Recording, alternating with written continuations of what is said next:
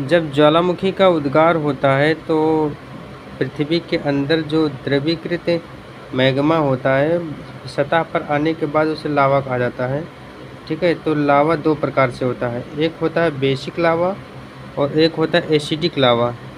Basic लावा को mafic लावा भी कहा जाता है और एसिडिक लावा जो होता है इसे फेल्सिक लावा भी कहा जाता है। ठीक है, बेसिक लावा की क्या प्रॉपर्टी है, इस पर हम देखेंगे। तो बेसिक लावा जो होता है इसमें लोहे की और मैग्नीशियम की मात्रा अपेक्षाकृत अधिक होता है एसिडिक लावा के। ठीक है, एसिडिक लावा की तुलना में अपेक्षाकृत बेसिक लावा में लोहे और मैग्नीशियम की मात्रा अधिक होती है।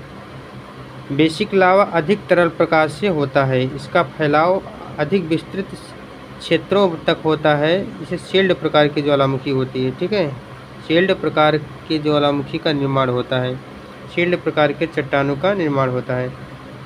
बेसिक लावा का गलनांक अपेक्षाकृत कम होता है एसिडिक लावा की तुलना में। इसके रंग की बात करें तो यह गहरे लाल रंग का होता है और बेसिक लावा का घनत्व भार अत्यधिक होता है। जो बेसिक लावा होता है उसमें लोहे की मात्रा और मैग्नीशियम की अपेक्षाकृत अधिक मात्रा होने के कारण इसका भार जो है अधिक हो जाता है। ये बेसिक लावा यदि सतह के ऊपर आता है तो बेसाल्ट कहा जाता है और ये सतह के नीचे ही अगर जम जाता है तो इसे गैब्रू चट्टान कहते हैं।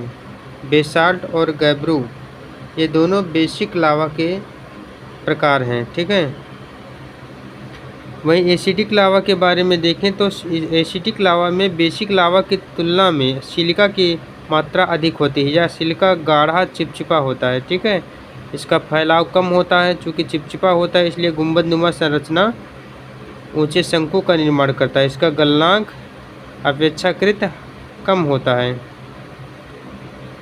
हल्का पीला रंग का होता है एसिडिक लावा। यदि सतह के ऊपर एसिडिक लावा का जमाव होता है तो इसे रायोलाइट कहते हैं और यदि सतह के नीचे एसिडिक लावा का जमाव हो जाता है और तमाम प्रकार के संरचनाएं का निर्माण करता है तो इसे ग्रेनाइट कहते हैं। सतह के नीचे चट्टानों और सतह के ऊपर की चट्टानें रायोलाइट।